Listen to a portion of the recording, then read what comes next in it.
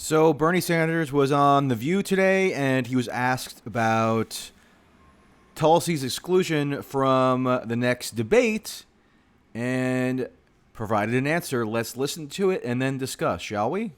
Congresswoman Tulsi Gabbard is saying she's been excluded from the DNC stage, and she actually resigned, as you know, as vice chair of the DNC last time because of your treatment.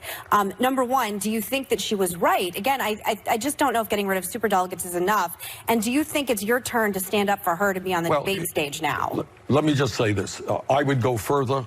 I would ban superdelegates from voting on any ballot. We could not achieve that. We got them off the first ballot, which was a step forward. Tulsi is a good friend of mine. Where the DNC right now had a difficult problem. How do you deal with 20 candidates who are running?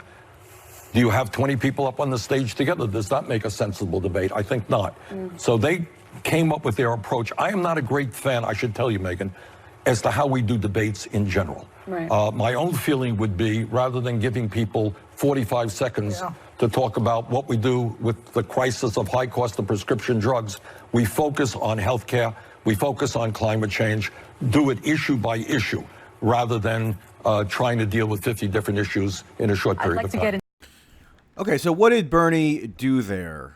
He did affirm that Tulsi is a friend of his, which, believe it or not, is somewhat controversial among some Sanders supporters at this point, who have been inundated with lots of bad information about Tulsi, and even in some cases bought into the line that she's this stealth right-winger who is immoral for all kinds of zany reasons. So for Bernie merely to, again, reaffirm that they are friends is fairly significant. I don't know that he's discussed her directly in quite some time, but Meghan McCain, to her credit, did elicit that response from Bernie.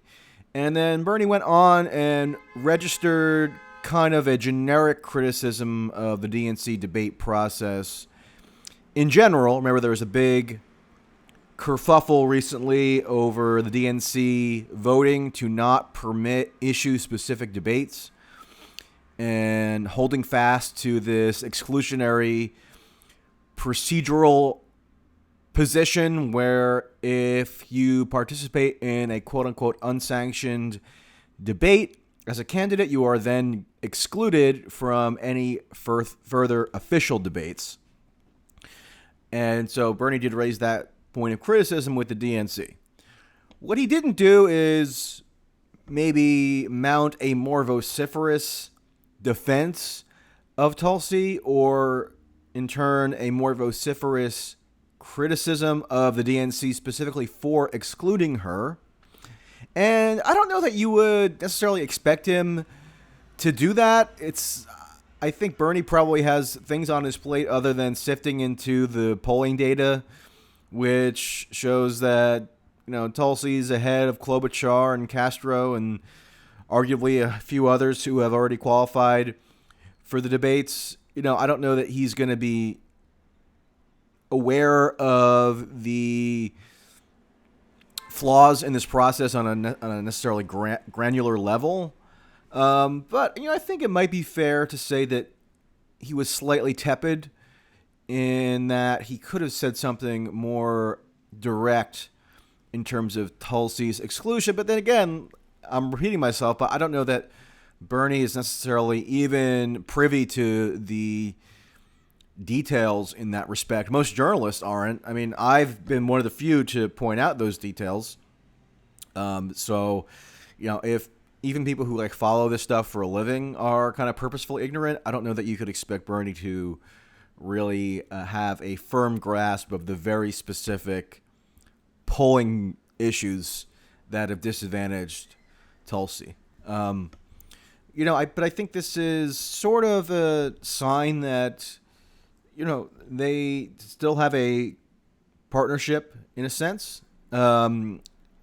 including in a just more abstract political sense, because, Tulsi became a national figure in large part because of her backing of Bernie in 2016, and I don't think he's forgotten that by any stretch. Remember, she attended his Sanders Institute gathering in Burlington in December of last year.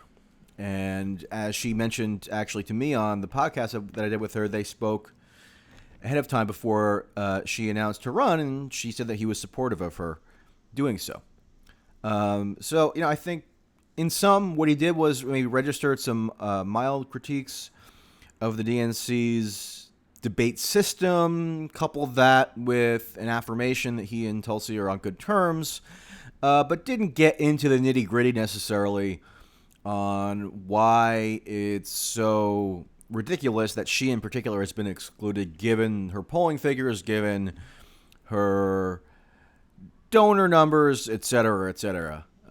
So, maybe a little bit of a mixed bag, but I would actually portray it as a somewhat positive in terms of bolstering the case for why her being excluded makes no sense.